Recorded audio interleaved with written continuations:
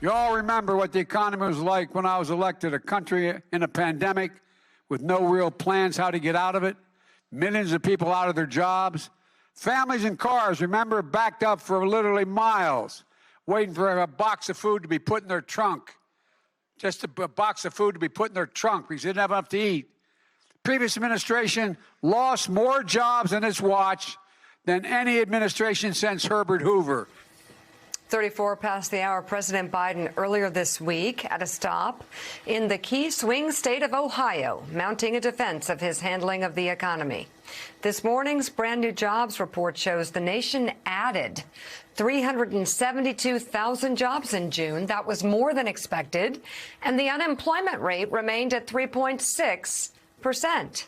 Let's bring in White House Director of the National Economic Council, Brian Deese. Good to have you back on the show, Brian. Brian, it's pretty confusing out there, man. You got 3.6% unemployment rate, which I was just saying earlier is half as much as it was in '84 when Reagan won 49 states with his Morning in America campaign on how great the economy is going.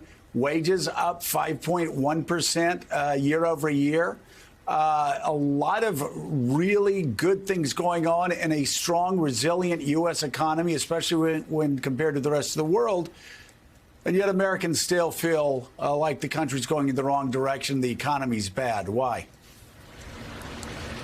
Well, it's good to be here.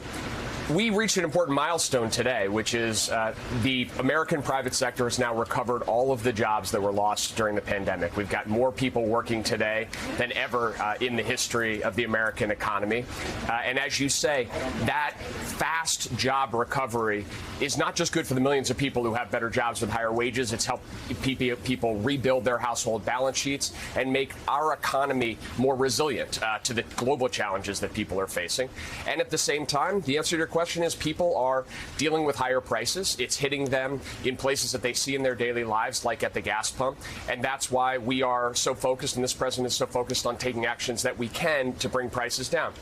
I would note another piece of good news. Gas prices are down about 25 cents over the last couple of weeks. Not down far enough, but we think that there's more room to bring them down. So we just got to keep working on bringing prices down, but also recognize that the strength of this labor market is historic, and it gives us historic strength in navigating the challenges we're facing. So clearly, what any White House will do is look at where people are hurting. Obviously, inflation, gas prices, and you're trying to address that to the point that it can be controlled. Also, housing and rent prices. I mean, people are struggling, really feeling a lot of pain when it comes to actually having a place to live. How does that factor into what is happening with the economy? Well, I think it's a great question, and housing is an incredibly large part of the typical person's budget, typical family's budget. You know, on the one hand, the incredible run-up in housing prices has been really important for the about 50% of Americans who own homes, a big source of increased wealth. The typical family that owns a home probably has $60,000 more in wealth as a result of that. That's a good thing, but those price increases also make it really difficult for people who are struggling to find affordable housing. It's why we are so focused right now on doing everything we can to build more supply of housing. The answer to this problem, which is decades in the making, is to address the chronic underinvestment in the supply of affordable housing, particularly in areas of the country where there's economic opportunity, but people are priced out of it because they can't afford homes. There's a lot that we can do with states, with local governments. This is a bipartisan issue, working closely with the Chamber of Commerce on this issue around the country to get more homes onto the market. That'll help bring prices down, create more economic opportunity. Hey, Brian, good morning. Jonathan Lemire. Energy costs, of course, front of mind for so many, and that is going to be potentially addressed in the revived Build Back Better. I know we don't call it that anymore, but the revived president's legislation agenda that is currently being negotiated in Congress with Senator Manchin and others. Give us an update, if you will, as to how close that is to coming to fruition and what help could it provide. Well, I'm not going to get into negotiations here. They're obviously ongoing.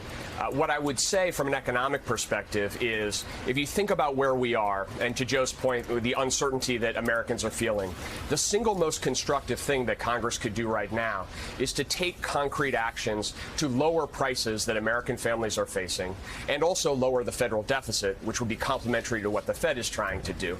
On the prices side, prescription drugs front and center of that. Another big part, along with housing in typical families' budgets, we could bring prices down in a way that actually reduces federal spending, too, by letting Medicare negotiate for prescription drug prices. We could also bring down utility bills while providing long-term, importantly, technology-neutral incentives for more clean energy investment, whether that's hydrogen or nuclear or carbon capture and sequestration or wind and solar. Those are pieces we're working on as well. But in the aggregate, the goal here is to provide some relief to families, bring prices down, and also bring down the deficit. That's the single most constructive thing that Congress could do right now, and we're working hard on it.